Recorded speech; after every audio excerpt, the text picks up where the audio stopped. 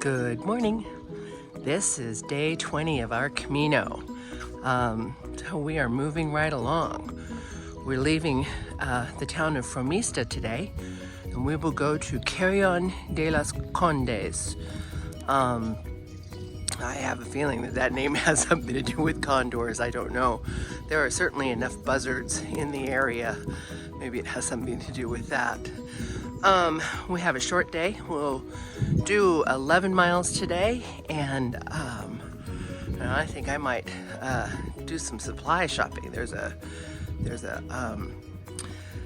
pilgrim store in Carrion de los Condes, and those are few and far between, and really a nice find when you can get them. This is getting more and more fun every day, and our friendships are getting closer. It's turning into quite an experience. I will catch up with you later. Adios.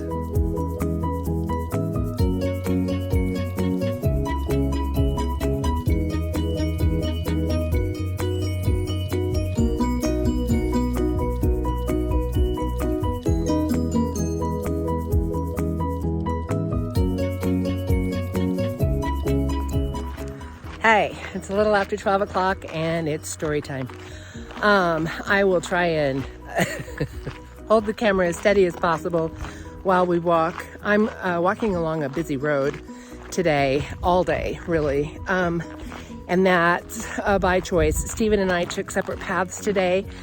He took an alternate route along a canal, which should be very, very pretty, but it's got a bunch of sticker bushes on it, and I didn't want to get my legs all cut up in my shorts. So I'm walking the roadway, and I have a little bit of time to share some of my experience. One of the things that I find most precious about the Camino is making new friends and meeting people from all over the world. Some of my closest friends so far have been a couple of Americans. And we catch up every day, either on the trail or after the walk. And I've really enjoyed them. And thankfully, like, so many of my new friends are from all over the world.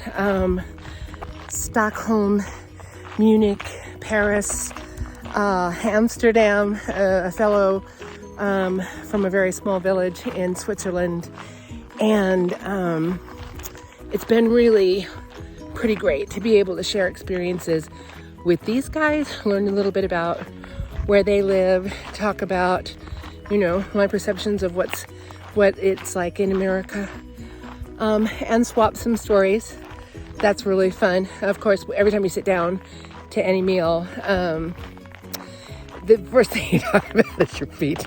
You'd be surprised how often you talk about your feet and how long you can talk about your feet. But when that topic is exhausted, we can share some other experiences, some stories, and I'll stop and share a couple of them. So my first video this morning, is trying to figure out what Carrion de los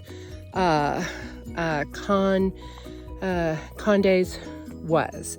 And I thought, well, it sounded kind of like, carrion, that sounds like carrion, and maybe the other word was condor. It's not, it's count. So the way the town got its name is the Cid's daughters married counts, and then when the Cid determined that the counts were robbing him, he killed them all.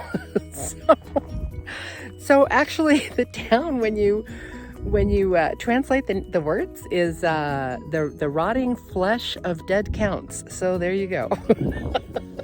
That's the first story for today. And also, I know it's better to do my research before I turn on the camera, but it didn't work out yesterday or this morning to do that. But I'm caught up with you now. And the second story is one that a German woman shared with me today that I want to share with you because it's so representative of the spirit of the Camino and the experiences of the Camino. When this is her second Camino, and she's walking this one all by herself because she thought it was important to be alone. Here comes the car. So she was telling me about one of the things that she experienced on her first Camino, and that was in a very, very small town where the street wasn't even gravel. It was, dirt and grass. She was walking through it, and there was an old woman standing in the middle of the road. She said she figured this lady was probably in her 90s, and she had a plate of pancakes. And her granddaughter was in the kitchen making pancakes and bringing them out to Grandma. Grandma was standing in the middle of the street, and as pilgrims walked by, she was, asking them, "Would you like a pancake?" And when the pilgrims said yes, she would sprinkle a little sugar on it and then give them a pancake. And that is the spirit of the Camino.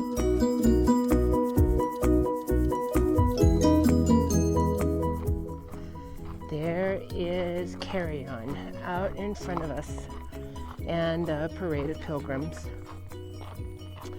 And I wanted to just visit for a second to tell you that every now and then, without warning, I am completely blown open by this experience. That parade of pilgrims ahead of you is a parade of seekers. Everyone here is seeking something, seeking to be closer to God.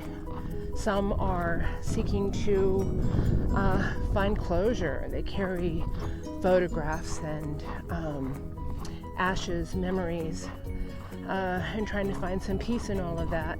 Some people are at a crossroads in life, like myself, beginning a new life in retirement, and I'm not quite sure what that looks like, and I don't know that the Camino is going to provide any answers, but it doesn't negate the fact that I'm a seeker as well, and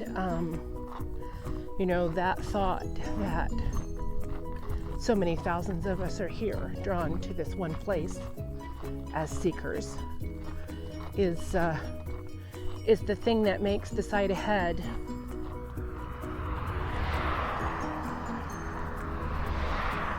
the parade of pilgrims one of the most beautiful things I've seen, and it chokes me up. So I wanted to share Buen Camino.